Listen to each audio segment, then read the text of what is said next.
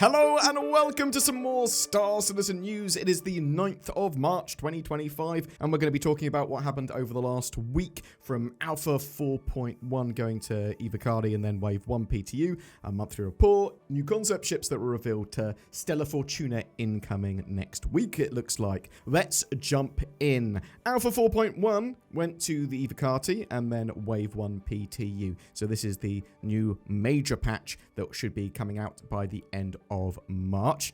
At time of recording, the Wave 1 PTU is down for the weekend due to instability. Expect that to come back up on Monday. But there's quite a lot in that patch, lots of content, tons more bug fixes, a new event. So this event has Hathor depots on the ground, which are kind of the Theatres of War assets that were originally in game in 2019 when they were doing Theatres of War testing. So they've used those and the orbital mining laser. Basically, you go to these ground locations in Stanton and then you get these key cards, sort of fight the NPCs there, and you work your way into the sort of central part of the building there. Then you can get yourself a chunky key card or like these alignment circuit boards, and then you put that in the satellite dish there to align the satellite dish, and you can get yourself a big battery as well. And you can take that battery up to the mining laser. You'll want to align 3 facilities that are on the ground near that mining laser or below that mining laser and get those batteries, put them all up there. Beyond that, we don't 100% know what this does. Assumedly, fires a mining laser and gets you some big rewards, potentially summons a sandworm or takes one out, something like that. There's been loads of hints and rumors about this stuff, and I've been assuming that this was going to be the case for a couple of months now. Interestingly, you can do this in Stanton, so that's going to be less PvP than sort of pyro content, although PvP can still occur, especially when there's a bit of fog of war and a bit of confusion about what's going on at these locations. There's also a new Banu mission giver, the Collector, and some trade centers, assumedly part of this, or just places to trade other stuff, or both. The patch also includes visual improvements, much better looking volumetric clouds. There are updates to ships such as the Caterpillar that has working cargo doors now and can operate for cargo much better. The Corsair has a loadout rejig, and the pilot has control of all the front-facing weaponry again, although there's a bit of a DPS drop from when it originally had loads of size 5 weapons. Now it's got a mix of size 5 hardpoints and size 4 weapons. The Gladius, it's got some control surfacey stuff going on, animated flaps and stuff. I'm not sure if this will make it properly into 4.1 control surfaces. I'm expecting that in probably as part as a 4.1.x patch. You got things like your Vault weapons, those FPS weapons that people were quite excited for, but also item recovery tier 0. Now, CIG have already got a sort of post about item recovery tier 1 and 2 as well, which they're going to be implementing over the next few months, maybe like a bit longer for the tier 2 stuff.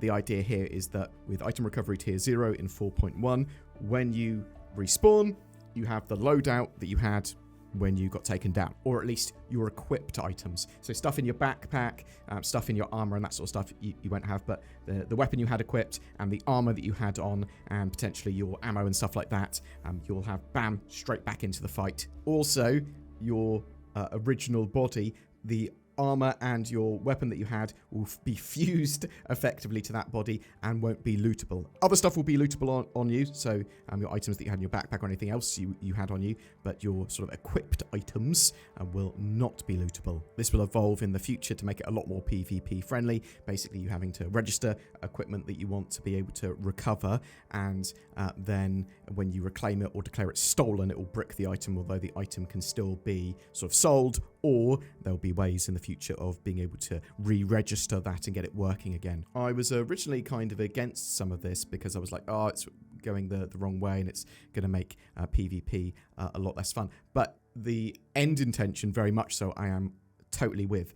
I want people to work for certain things, and those items, especially the cosmetic things, to be well rewarded. I don't want you to be able to just, oh, I've snuck up, taken you out, run off with them. I want to be able to get those items back. I want them to be insured. I don't want low effort stealing of those items. And the tier 2 system certainly allows for you to be able to get them in lots of different ways, those items, and re-register them and that sort of stuff as well. In the short term, it's going to make Star Citizen a little more arcadey when it comes to PvP, but you'll be able to get back into the fight and do stuff a lot quicker and actually be able to experience the game a lot more. There's going to be resets anyway. I'm actually pro this at the moment. I saw some people in my comment section say this is a sort of take that people have that don't play the game. It's potentially the take from people that don't focus on PvP, but I don't want Star Citizen PvP to be like Rust either. Also, I'm willing to have my mind changed and people to talk about stuff.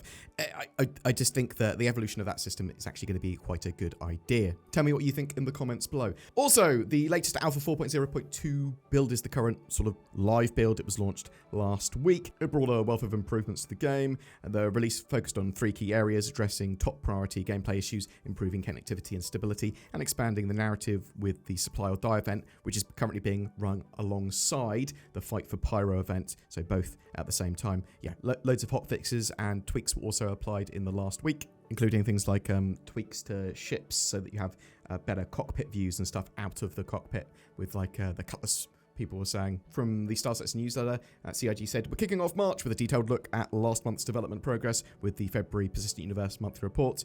Read up on that with what the devs are working on the Persistent Universe over the last few weeks. And now there's a summary of this on my channel already. Go check that video out.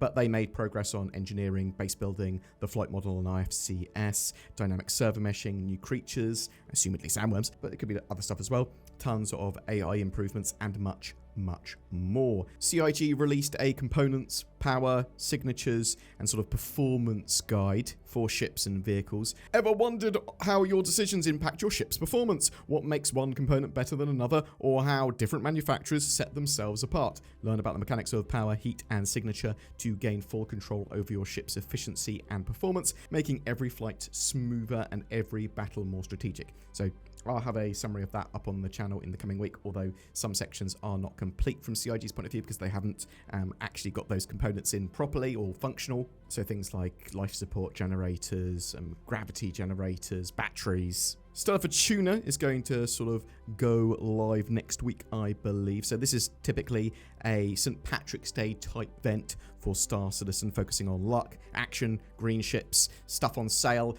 skins for ships that are green. They sell things like the Constellation Phoenix Emerald, sometimes racing ships and skins and that sort of stuff. But also, CIG said they've got something a bit different and exciting this time as well. Potentially with that in mind, CIG have been teasing a Starkidden racing suit and skin for the Pulse. And the sneak peek from this week was again at a Starkidden racing suit from the newsletter. There was also a Star Citizen Live on vehicle concepts. So this revealed some stuff, updates to the Pioneer concept. It's big, but it's going to be a while before it's in game. They're still doing sort of the evolution of industrial high-tech concepts for it and its interior.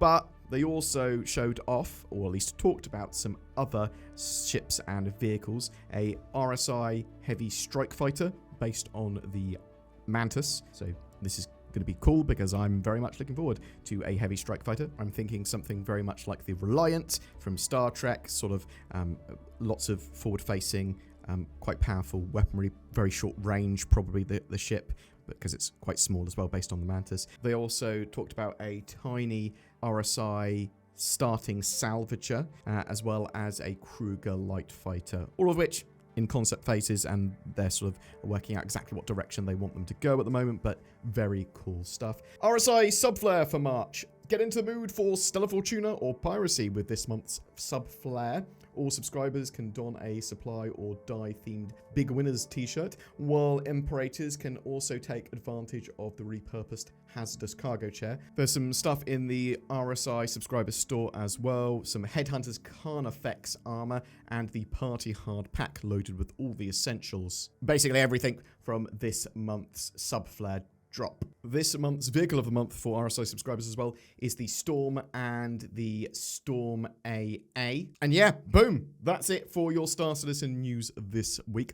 Really interested to know what you think about all of that. Have you been playing Alpha 4.1? Obviously, it went down for a lot of the weekend, which is a bit of a shame. What are your experiences with Alpha 4.0.2? What do you think that new event is going to be for 4.1? Do you think it's just going to be actual mining and you'll get load of resources from going down to these areas?